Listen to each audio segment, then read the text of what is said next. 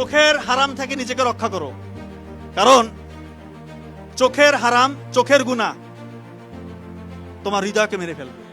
খুব গুরুত্বপূর্ণ কথা। আজকালকার যুবক যুবতীদের বেশিরভাগ সময়, বিশেষ করে যুবকদের, এই মোবাইলের অশ্লীলতার মধ্যে তাদের সময় পার হয়ে যায়। এই যে pornography industry, multi trillion dollar industry, এইটার উদ্দেশ্য এবং কাজই হচ্ছে যুবক যুবতীদেরকে ধ্বংস করা। এটা নিয়ে আমি অসংখ্যবার আলোচনা করেছি, কারণ এই জায়গাতে অ্যাড্রেস করতে হবে। অনেকে বলে যে এইটা নিয়ে কথা বলার কি আছে, এইটা নিয়ে কথা বলতে হবে, এইটা এক নম্বর সমস্যা।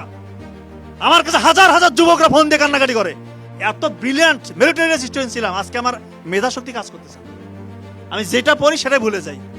আমার মনের ভিতরে কোনো উচ্চাকাঙ্ক্ষা নাই, শুধু হতাশা। মনে হয় আমি একা দুনিয়াতে, কেন বেঁচে আছি। অনেকে মনে হয় যে আমি সুইসাইড করি না কেন, কারণ তার এই যে অশ্লীলতা শয়তান তার ভিতরে ঢুকে দিস।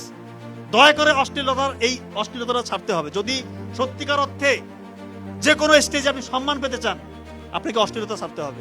এটা শুধু স্টুডেন্টদের জন্য বলতেছি না, যে কোনো স্টেজের মানুষ গোপন গুণে লিপ্ত হইতে পারে, যে কোনো স্টেজের।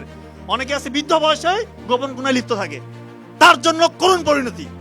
আমি এটা বারবার বলতেছি, এই গোপন গুণা ছেড়ে দিয়ে গোপন ইবাদত করেন। মোবাইলে কিসের এত অশ্লীলতা, আপনারা কি মজা পান এখানে?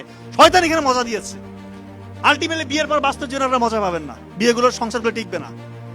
এই কথাগুলো বলতে হচ্ছে কারণ এই জায়গাটা অ্যাড্রেস করতে হবে। ফেন্সিডিল যদি একজন খায়, একজন গাঁজা যদি খায়, তাকে ধরা তো সহজ, একটা চক্ষু লজ্জার সম্মুখীন হতে হয়, সমাজের অনেকে দেখে ফেলবে।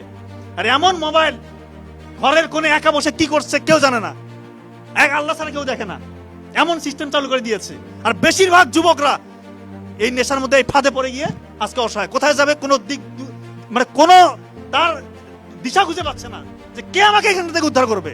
আমি বলতেছি, আপনারা চোখের পানি ফেলে তাহাজ্জুদের সালাত আদায় করে আল্লাহর কাছে চান, আল্লাহ তাআলা ইনশাআল্লাহ আপনার গুনাহগুলো মাফ করে দিবে, আপনাকে সব সম্মানিত করবে।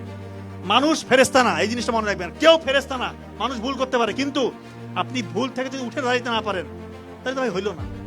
আপনি উঠে দাঁড়ান, আল্লাহকে বলেন, আল্লাহ আমি অসহায়, আমি পারছি না, আপনি আমাকে সাহায্য করেন, শয়তানের এই ফাঁদ থেকে আমাকে রক্ষা করেন, আল্লাহ তাআলা আপনাকে রক্ষা করবেন ইনশাআল্লাহ। আপনার সম্মান বহুগুণে বাড়িয়ে দিবে। এটা একটা মানে বৃহৎ যুদ্ধ, যে কোনো সামরিক যুদ্ধের থেকে ভয়াবহ যুদ্ধ হচ্ছে এই পর্নোগ্রাফি, অশ্লীলতা থেকে নিজেকে দূরে রাখা। আমি সত্যিকার অর্থে বলছি, যে কোনো খারাপ কাজ থেকে ছুটে আসা যতটা সহজ, এই অশ্লীলতায় যারা নিমজ্জিত, যারা অ্যাডিক্টেড, এইখান থেকে বের হওয়া সব থেকে কঠিন। এই জন্য এটাতে অনেক বেশি ফোকাস করতে হবে। আল্লাহর সাহায্য ছাড়া আপনি কোনোভাবে বের হতে পারবেন না, কারণ আপনার অপোনেন্ট সরাসরি ইবলিস শয়তান। ইবলিস শয়তান কি যেই সে শক্তিশালী নাকি?